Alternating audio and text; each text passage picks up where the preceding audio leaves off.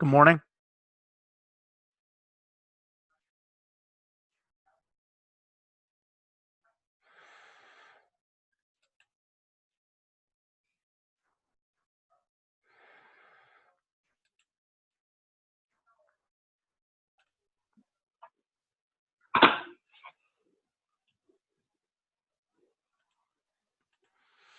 Okay, good morning, guys. You're not muted, so if you want to, I believe you can mute yourselves. So right now I do not have muting on. So if you go use the bathroom or something, please make sure you mute yourself. Okay.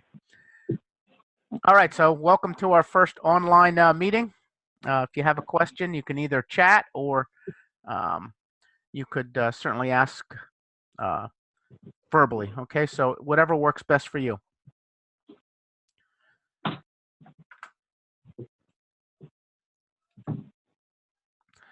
I don't believe we need to sign in today, so just I have recording of everybody that's on here.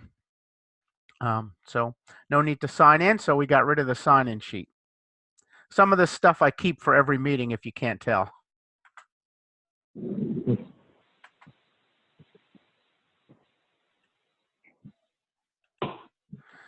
I just want to tell you a little bit about our year. The PA market, we did 680 in 2017, which I thought was a pretty good year. We were down in 2018, 15% year over year. I think most areas noticed a slowdown around August of 2018, and it seemed like that slowdown at least went through the rest of the year. So starting around August, maybe into September, we had a slowdown for sure. We were strong through the summer, but then the market dropped off. So that's where we're at for 2018. In New Jersey, we were also down 23%. Some of that was due to some of our inspectors leaving, and some of that was just due to market slowdown. So I'm hoping we bounce that back as well. So that's where we're at, down 2018, both both markets. Okay.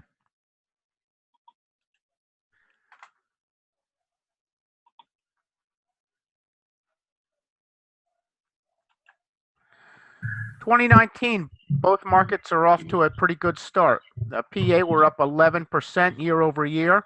We did 43,000 in 2019 and 38 in 2018. I do think that it seems like it's busy right now. We're into the spring market. Can you guys also see those notifications pop up on my screen? No. No, okay. The New Jersey market also up slightly. This is very important. I know that I would venture to say most people have not completed their corporate compliance. If please try to get it wrapped up this week. It is due tomorrow. It took me about an hour to get through it. There's some videos to watch and things like that, and some quizzes. So if you have a little bit of time, please try to get this taken care of. I did find that when I tried to use my Google Chrome, it did not function. For Google Chrome, I had to use Microsoft Edge, which is the browser that came with my computer. So if you're having trouble with Chrome and you want to take the corporate compliance classes, maybe try Microsoft Edge. It seemed to work fine. The deadline is tomorrow for this, so I'd like to see if we can get as many people done with this as possible. Okay. If you have any questions, call or text me during the day. Okay, and I'll actually have I don't have any inspections today, so I'll be around. Working on income tax today, which has got to be the worst thing. I'd rather obviously do inspections and that bullshit.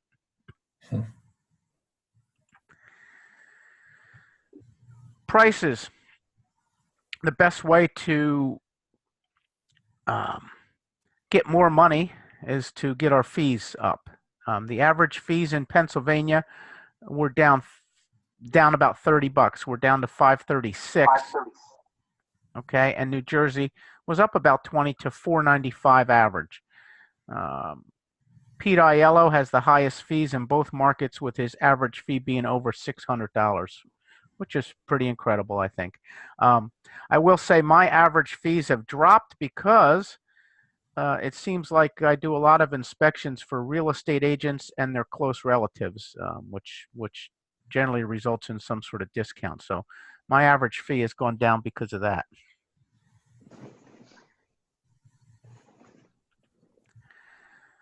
One thing that everybody can do, and I'd like to see if we can add this in New Jersey, is add the air quality test from Prism. It is a very easy test to do. It is done during the inspection. It is one trip. The training is easy, and it adds $189 to the home inspection. You get your split on about $100. I'm doing a fair amount of these, and it would be nice to add it on all the New Jersey inspections. And the company is a pretty professional thing. You take a tube and break some glass, stick the tube in, and you just time how long you run it in the house. And it's like I say, very easy to do. Gives a very nice looking report that the clients are impressed with, I think, usually. So I think it's a nice add-on.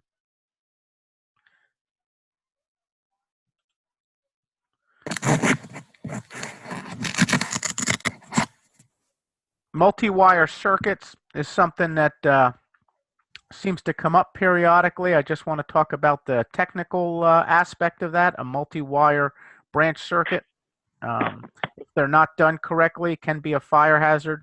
We want to make sure that we can identify them, at least identify them. I do have a comment that is a catch-all comment for multi-wire circuits, which does not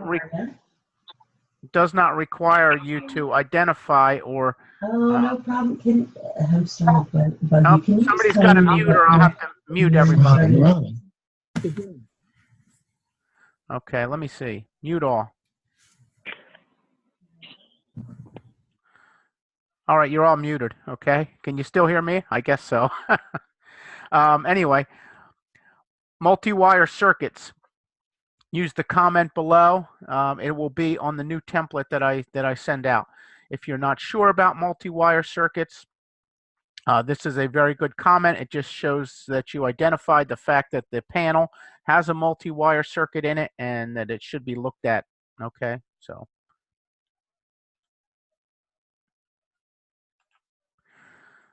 Well, anytime you see a red wire in a panel, that is a pretty good indicator that you have a multi-wire circuit.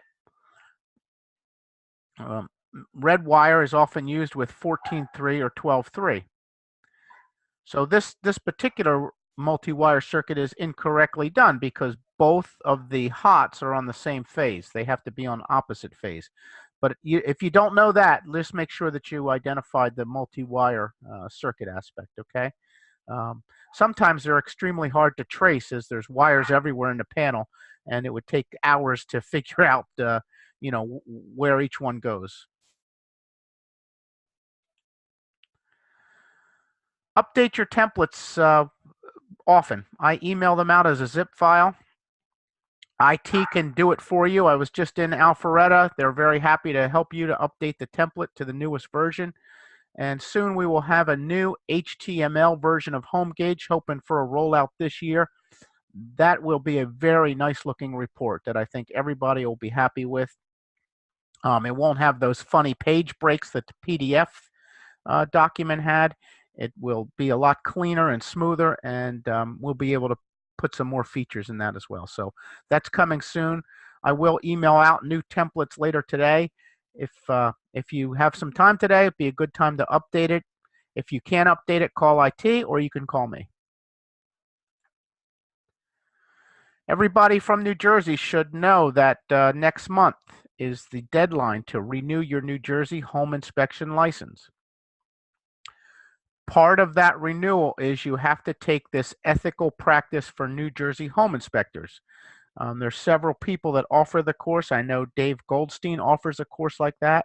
You can also take it online for $30. So just send in a receipt for that, and we'll get you reimbursed if you want to take it online. Or if you prefer to go to like Dave's class, I always like going to an actual class if possible. Um, it's you got to do it. That's one of the things. You hate to be the one that got audited and made an example out of, so you have to take this ethical practice class.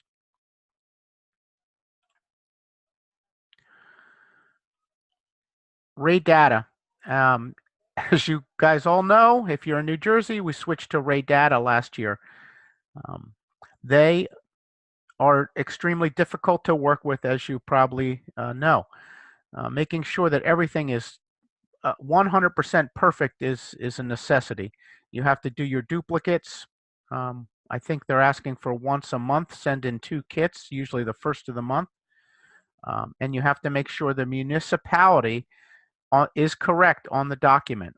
We had one the other day that they would not process the results because Arlene wrote, that's my wife, if you guys don't know, I guess you probably do, but Arlene wrote on the paper, Phillipsburg, TWSP, which is an abbreviation for township, and they would not process the results because Phillipsburg is a town and not a township. So that is the kind of stuff that they do to you. So just make sure that that's correct.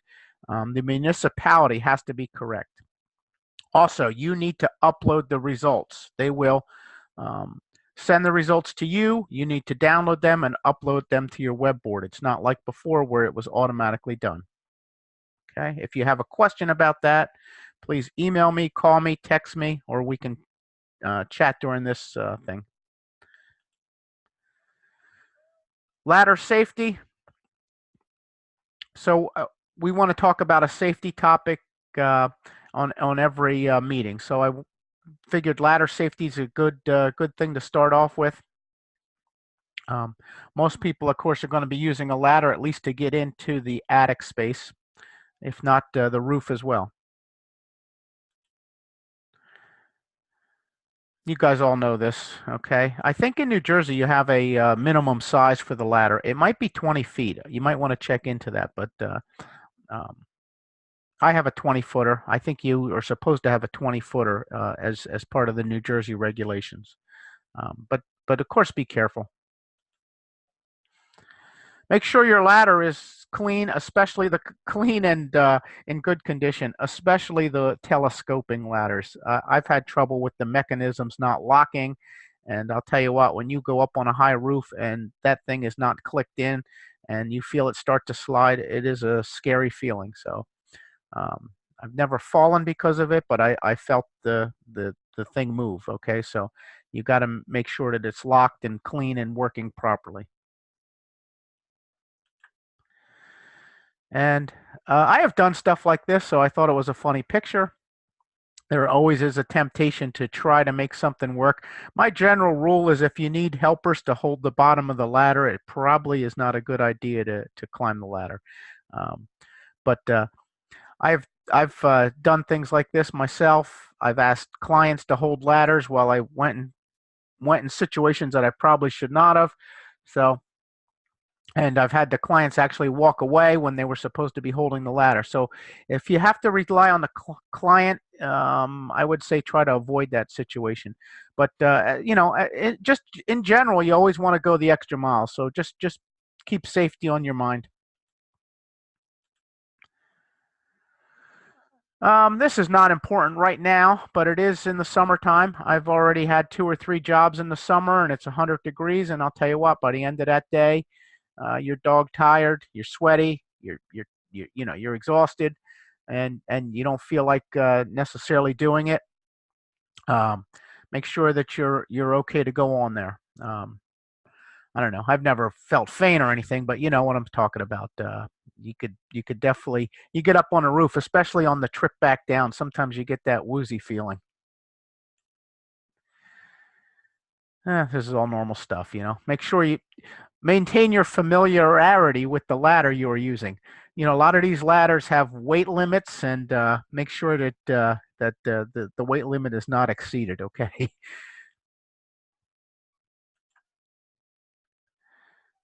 On site, make sure that there's if you get to the job early. Walk around, make sure you know where you're going to put your ladder, stuff like that before you get started. That's always a good idea to kind of have a walk around.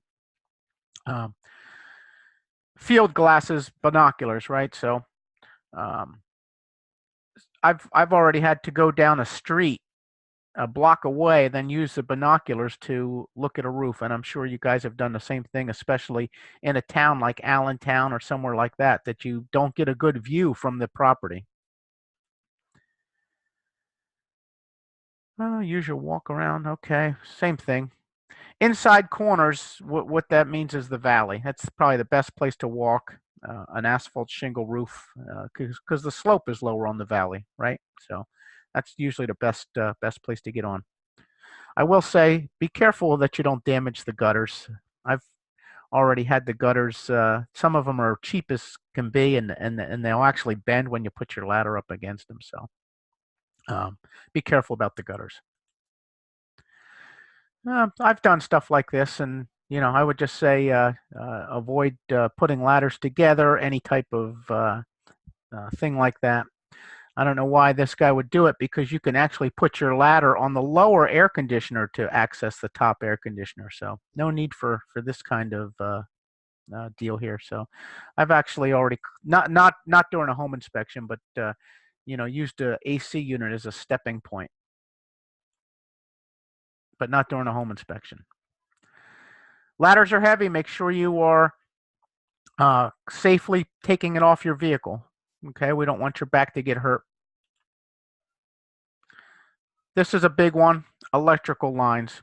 The people get electrocuted all the time using ladders, and I've gotten really close to that, up on a roof, gotten real close to touching a line. So, I mean, usually it's going to be insulated, but that time when you bump it with your ladder, you'll find the spot where the insulation's broke, and it could be a bad day. So be extra careful with that. Electrical is probably the biggest hazard. There's a ladder safety document on the web board. I also emailed it out to you. Please take some time and review that, and make sure that you're operating your ladder safely.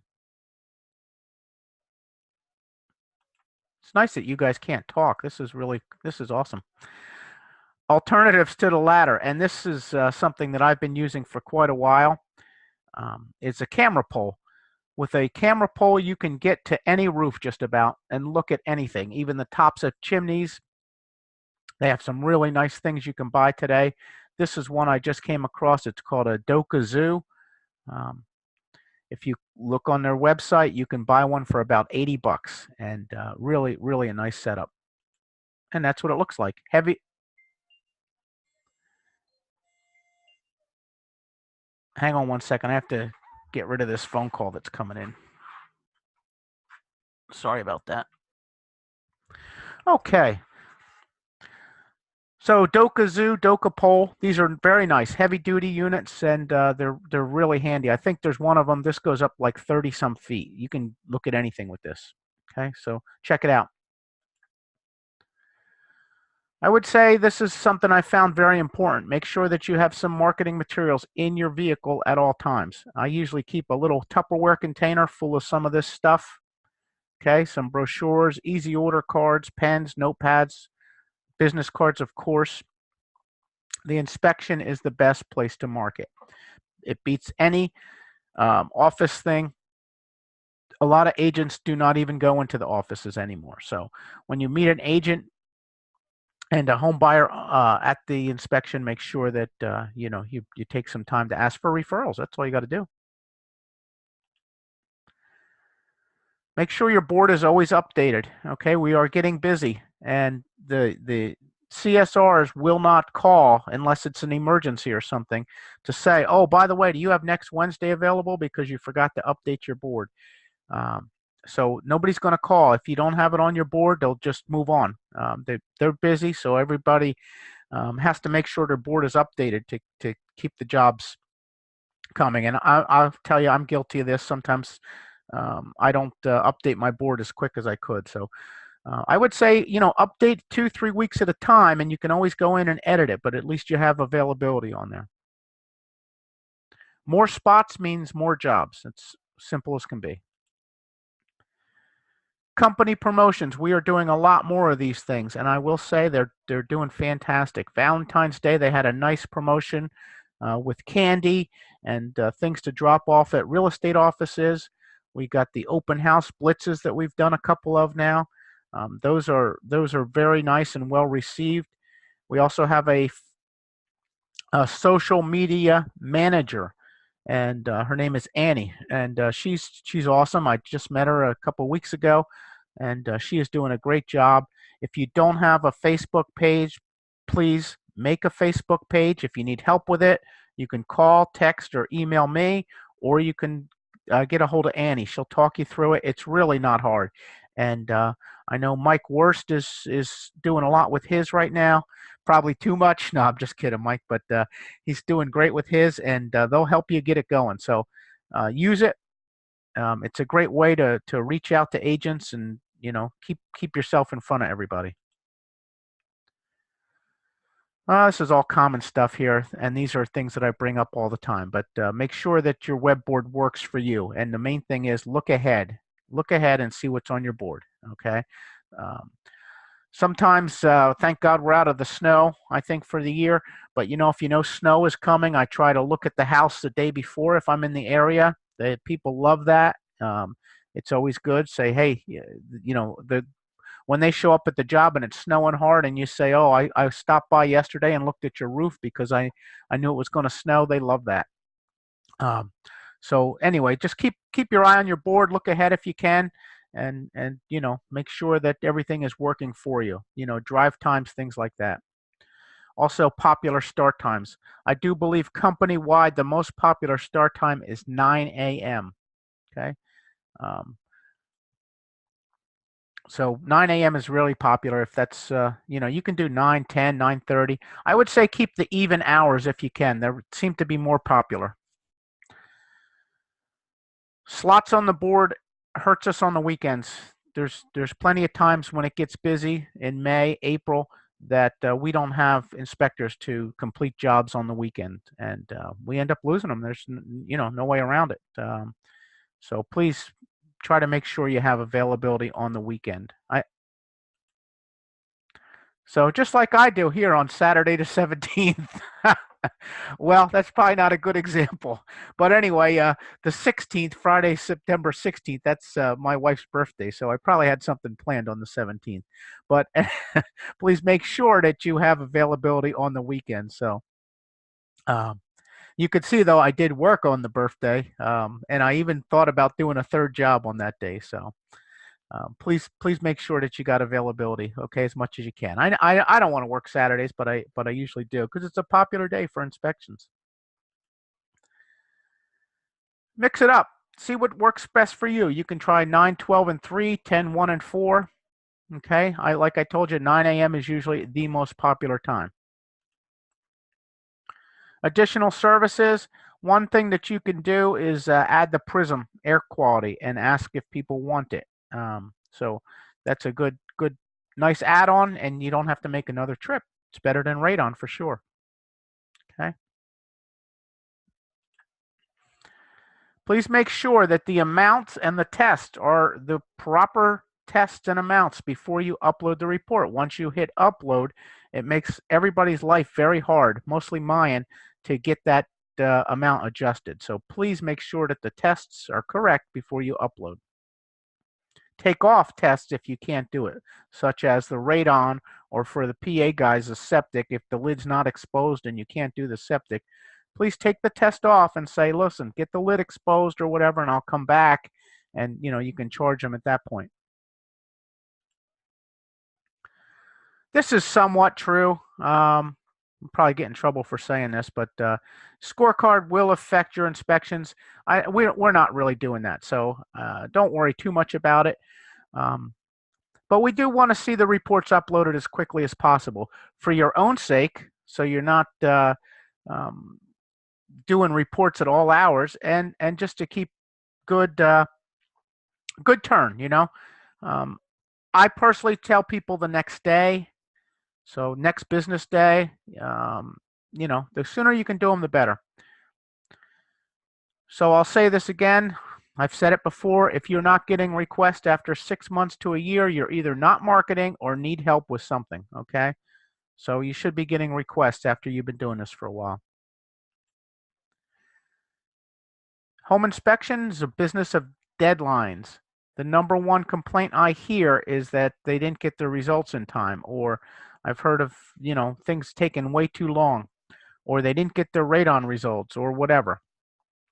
I use a letter that I give to clients at the inspection to explain this all to them, and I go over it with them step by step.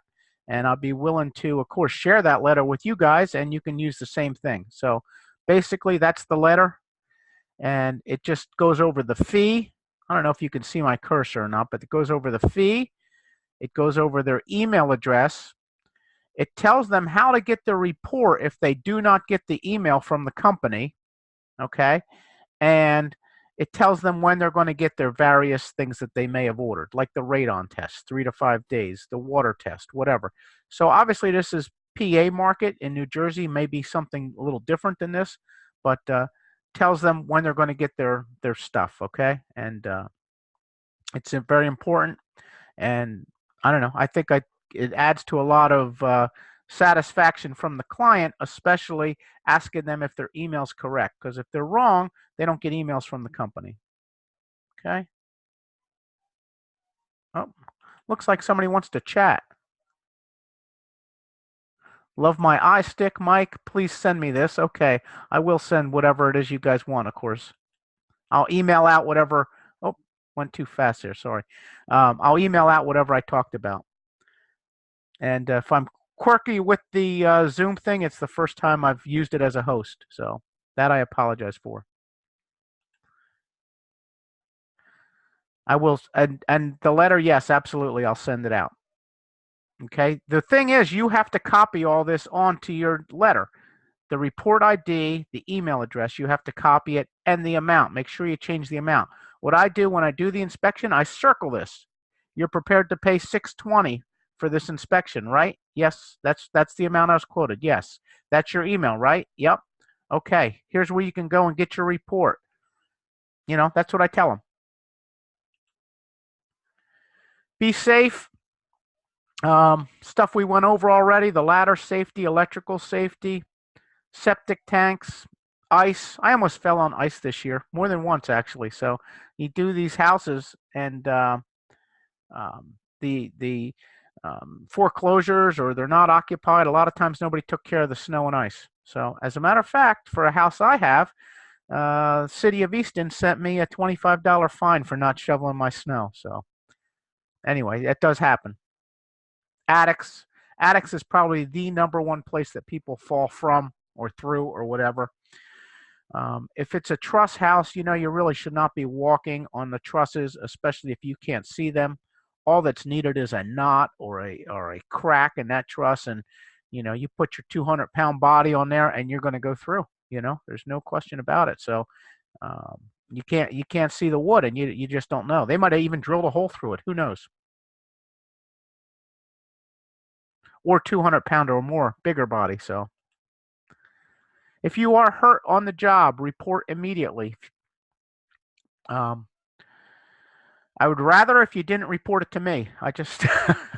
You can send it to me, but send it to Liz if you can, or to Brian Eisenman, or both. Okay, so if you are hurt on the job, please send it to one of them immediately. I don't always get my email right away, so use your cell phone sparingly. A lot of places it's illegal. It's definitely illegal to text, but a lot of places it's illegal to use the phone for calls. So try to avoid using it. I pull over sometimes and use my phone, especially if it's like an important call. You know how some calls are like higher stress level calls? Those calls you almost got to pull over for. May 2019 is National Deck Safety Month. NADRA, which is the National Association of Deck and Railings, has a very good training on decks, things like that. Make sure you're up to date on decks, and make sure you know all the latest and techniques and things like that. Um, I've seen people call out things that are on a deck, and maybe they don't know that a lot of decks are attached with ledger locks today. Um, which is a smaller head screw. So be aware of what those things are and how they work. Okay, so um, you don't want to call something out and be embarrassed, I guess you could say. You could also look at the checklist that's online. So check that out. It gives you a quick checklist to look over. I don't expect you to bring it to every inspection, but just look what's on there and you could kind of see what you should be looking at. It is a very common claim, decks for home inspectors, and you guys probably know that New Jersey, they had a pretty big claim last year for a deck falling off a house. Wasn't one of our claims, but there was a claim in New Jersey for that, and it was a lawsuit, and there was a settlement and everything. So the newest template has better deck comments, and they're better organized. They go like attachment stuff is all together, posts are all together, and there's more drawings. So drawings are critical. So um, of course, this is a common way that a deck is attached, and it's absolutely wrong. I see them fall off the house from time to time because they're attached to the cantilever. Make sure you know what that is, and that it needs to be called out on every house if it's attached to a cantilever. See it a lot with bi-level houses. Okay, so it does seem to be a common thing. Brick veneer, another pretty common thing. Decks are attached to brick veneer houses. That's almost always wrong, so call it out. Okay, there's no really good way to attach a deck to a brick veneer house. Okay, post to beam is probably another one that is often wrong. The post needs to be notched to properly support the girder. Cannot just use fasteners. Okay. I went over this before. I don't know. It stayed on my thing here. So just use a report fill if you're having trouble getting your reports done on time. It will go a lot quicker. I can show you what to do.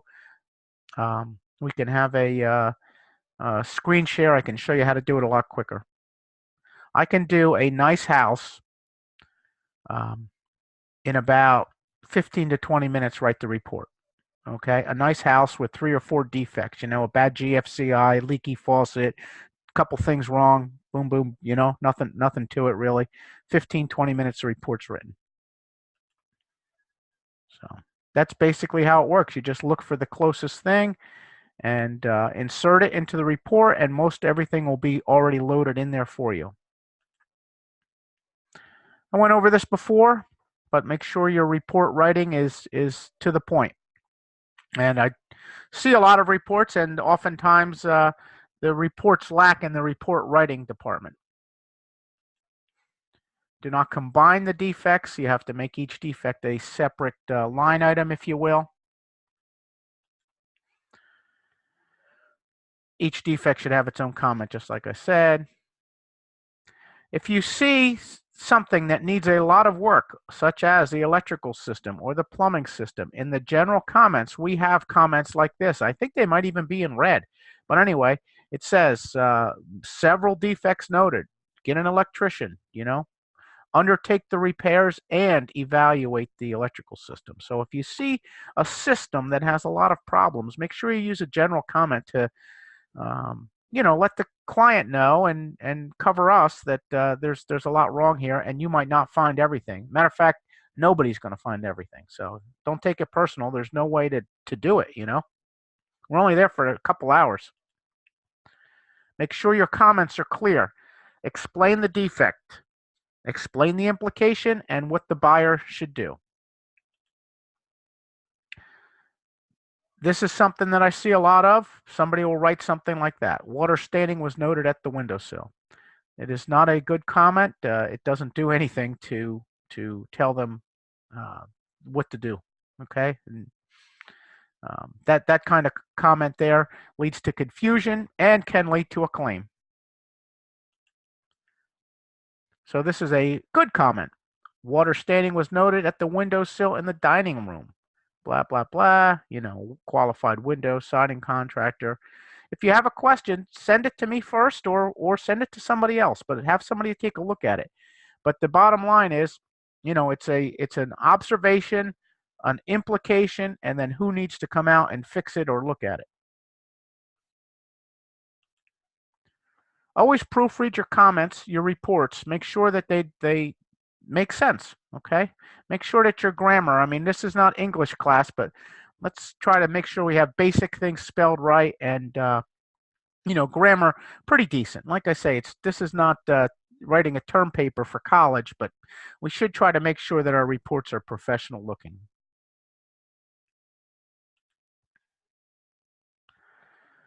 Okay, same thing we went over before. Give them to agents. Give the stuff to the agents at the inspection.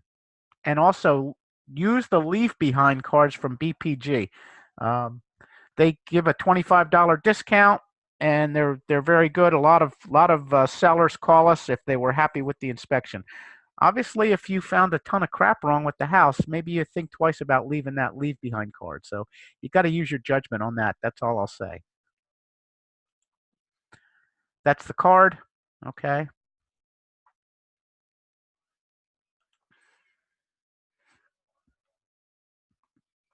I attended this club in the Lehigh Valley. It's an investor real estate club meeting. Handed out tons of stuff. Met a lot of people. I did get some investments steered my way to look at for my own purchase. I will say, for the most part, though, the investors want huge discounts or, you know, quick inspections. They're okay. I mean, at least it's a job, but they're not looking for full blown inspections a lot of times with all the bells and whistles. Just be aware of that. You have to ask for reviews. Okay.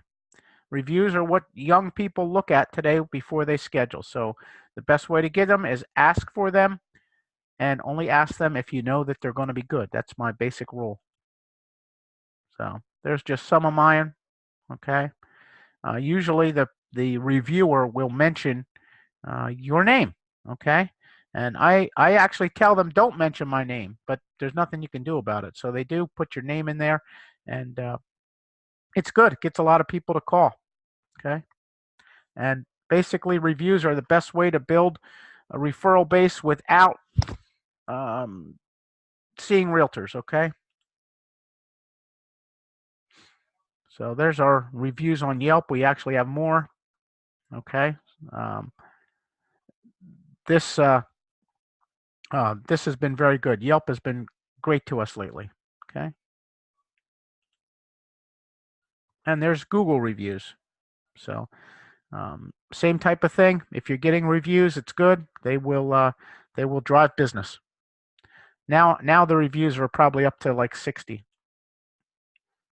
Angie's List is almost a thing of the past. I don't recommend it anymore. I used to think it was great, but then Home Advisor bought it. I don't know if you know that or not, but it's just a Home Advisor service now, and it's no longer a fee-based member service. It's a free service to homeowners, and frankly, it sucks now. So I don't ask for Angie's List reviews anymore. It's always important to explain how long something will take using an outside lab. For New Jersey guys, that would be Ray Data and also possibly air quality. For PA guys, that would be water testing, air quality, radon, everything.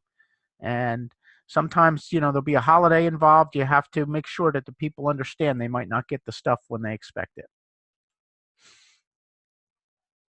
This is the best I think the company is doing with all the marketing stuff that we have going for us right now.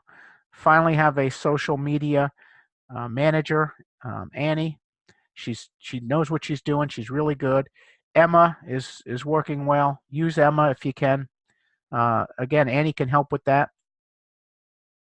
Faith can help with that. She'll help you get Emma going. Okay, Faith does a great job with a lot of webinars, a lot of things to help people get started to get their referral base up. Okay, that's the old web board. Pre-written emails. So anyway, these are emails you can send out. Okay, and they get sent out with all your contact information on them. I would suggest you use them as much as you can with your contacts. You could ask Faith or Pat to load in all the agents that referred you for the last year if you want to get started. That's a good way to that's a good way to start your list off. Okay.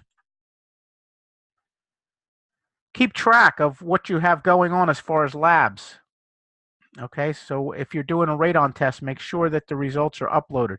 If you're doing a water test in PA, make sure that those results are uploaded. What we do is we leave them on the desk with a Post-it note, and until all the results are in, we keep that out there and check on it maybe a week later or whatever. I have these boxes if anybody wants them. They're pretty cool. You could put soft pretzels in them or donuts or whatever. Okay, so if anybody wants them, you could put stuff in there, give them to agents. Okay. Anything you want, you can put in those things. They're basic donut boxes. Okay, so try to get your home inspections done in 24 hours if you can. I know not everybody does that, but let's try to make that a goal. I would say it's better for everybody, including you. So one thing I hate is when I have a whole bunch of home inspections stuck in my head and I can't get out of them, Seriously avoid taking checks. We are not allowed to take checks in the field. This is a cause of much grief of mine when somebody takes a check. So avoid it, okay? It's really not allowed, so don't do it, okay? Easy Order is now 30% of our home inspection volume. Use the service, promote the service, okay? And I send out a text with the link to people that call if I don't answer the call. I just do it automatically. Hey, you can schedule online. Here's the link. Now, I don't know who's calling me. I mean, it could be anybody, but they automatically get the link. So there it is. That actually looks like a pretty decent cup of coffee.